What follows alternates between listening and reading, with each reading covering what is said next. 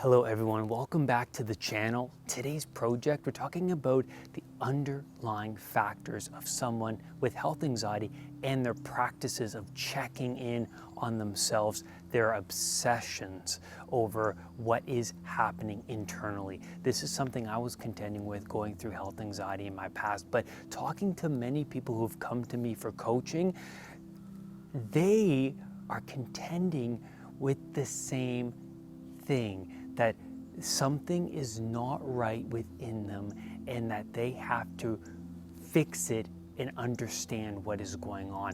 And this obsession leads them to healthy but also very unhealthy practices, like constant reassurance from their doctor, from friends and family, also the numbing of their pain and suffering through alcohol, drugs, TV, distractions, social media, things like that. There's so many of them nowadays. Food is another big one. But also, what is happening below the surface to make somebody constantly check in on themselves, check in on, well, not just how they feel, but also check on their body parts. Privates, that's the most common one. That was the most common for me going through health anxiety. Checking on the moles, the discoloration of the skin, the veins in the eyes, obsessing about hair loss, things like that, saliva. There's many of them. I'm sure I haven't touched on half of them, but you get the idea. What's going on here? Their underlying structure, their foundation is built on sand. They're acting out the notion that they are not well and that they're trying to solve this problem, right? That's what they're acting out. And it's a lot of health anxiety sufferers that I talk to, they can't formulate the words, but they act out certainly that there's a problem and that they just want to solve it. They just want to be healthy.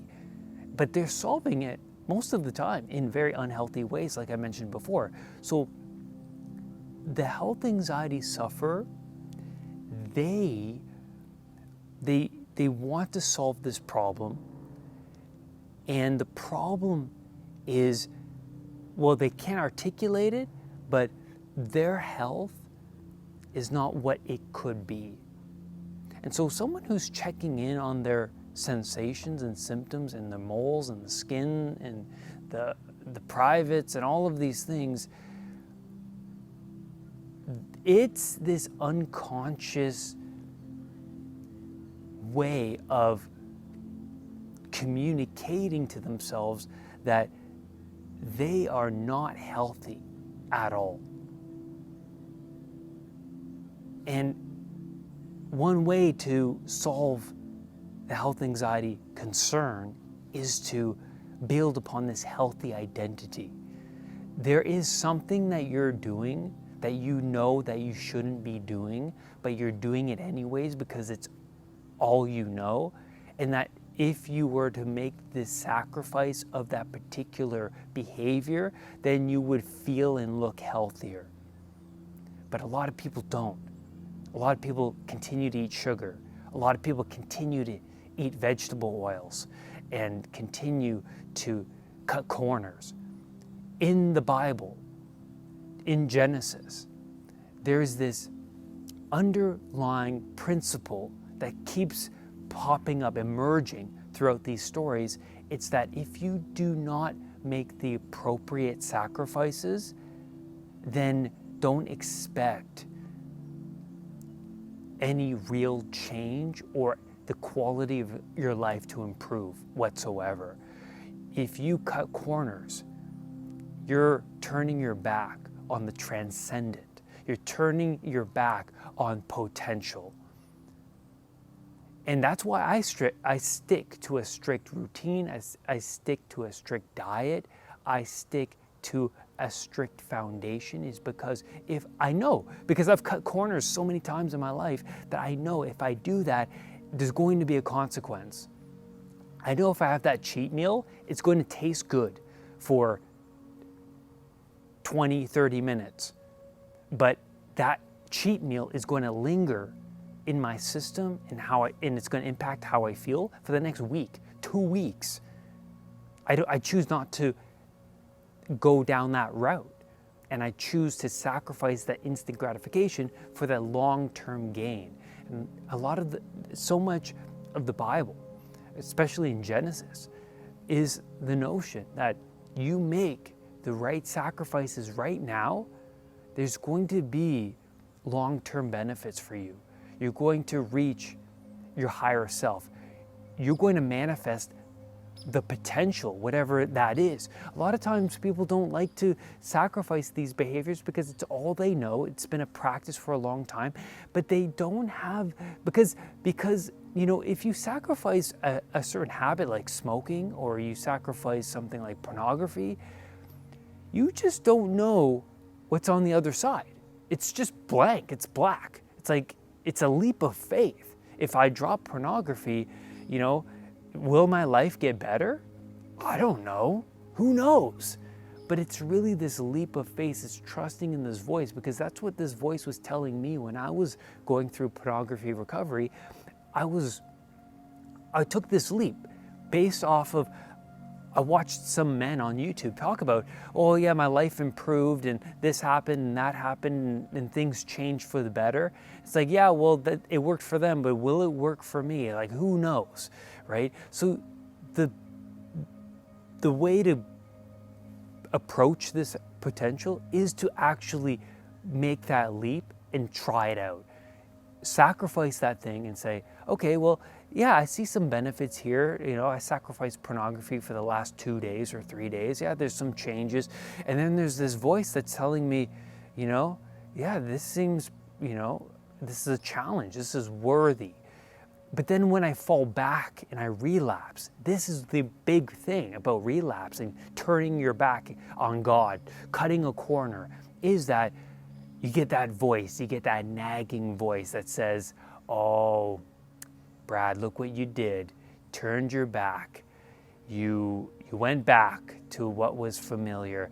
And it's this feeling I get. It's mostly this feeling for me of feeling weak, the shame, the guilt, not living up to more than I could. Because my whole life, I'll tell you something, guys, my whole life, I was cutting corners. I was quitting things when things got tough.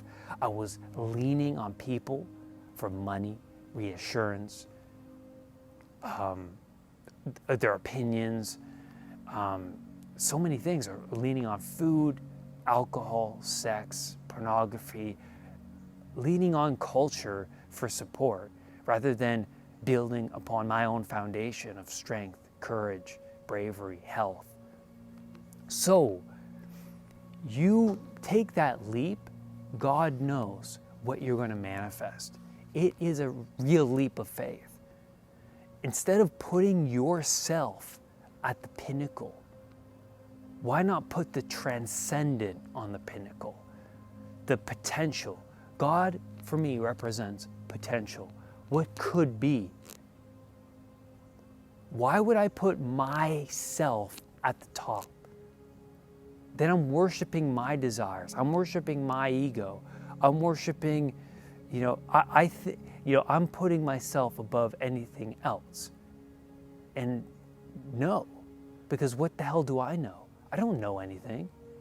Being humble, starting from square one consistently, is so valuable to me, because what do I know? I'm 31.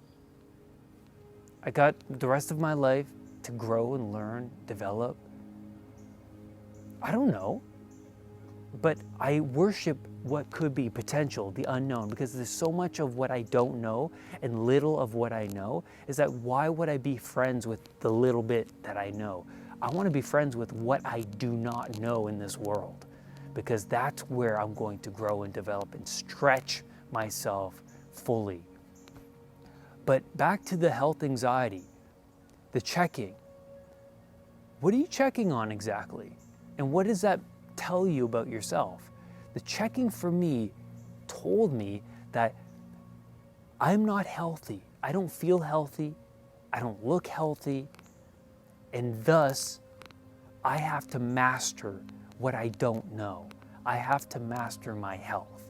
How do I do that? So I started off doing things that I saw within other people that resonated with me, that looked to be healthy. So example, the Wim Hof method.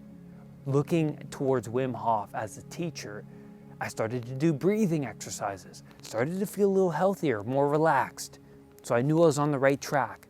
Started to look up to doctors who promoted a ketogenic, low-carb, carnivore diet. And they reported that their health improved unbelievably so. Their mental health improved unbelievably so.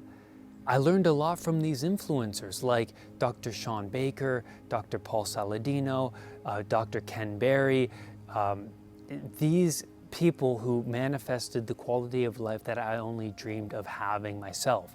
So I found that looking at my micro routines and just trusting in the voice, trusting in the feeling that this is not working, and taking that leap of faith into the unknown and looking towards these mentors as a guide, as a North Star to strive towards. If it speaks to you, if it resonates to you, a lot of people say this about my channel as well, it's speaking to me at this unconscious level. I feel different when I'm watching your videos. I understand what you're saying is because I'm not giving you products to lean on. I'm giving you real tools and wisdom for you to develop, because I want you to be this independent, brave person. I want you to be that person as much as I wanted to be that person growing up suffering from anxiety. So for me, I had to shine a light on my micro routines, and this is not an easy thing to do because you have to look towards your insecurities. The voice and the feelings that you've repressed for so long, that you've reflexively ignored, that has to come up to the surface, and that's no picnic, because you have to ask yourself, what am I doing every day that I would like to stop doing that's promoting ill health and I would like to change? And then, well, what do I replace that with? And so that's the next adventure in your life, because people are looking for adventure in their Netflix, in their drugs and alcohol, and sure, it can be found there, but the lingering effects of those adventures last, and they actually impact your health quite a bit. But for me, I wanted to be separated from those things, those external means to soothe and distract and numb me from the realities of existence. I wanted to face them because I've been ignoring those realities for a long time. So maybe the reality of your existence is the fact that you've ignored the reality, and that your reality was of this unconscious nature culture was promoting. Now it's time to be that independent, brave person that you've always wanted to become. And that's where I'm going to leave you today, guys, on this video. Remember that the Anxiety Project podcast is new every week, and you can listen to that at Spotify, Google Podcasts, iTunes, wherever you listen to podcasts. Be sure to spread the word, this message, to other people, because we live in a very interesting time of anxiety. I'll see you next time. Make sure you hit that subscribe button and that bell so that whenever a new video of mine appears, you will be one of the first to know. Namaste.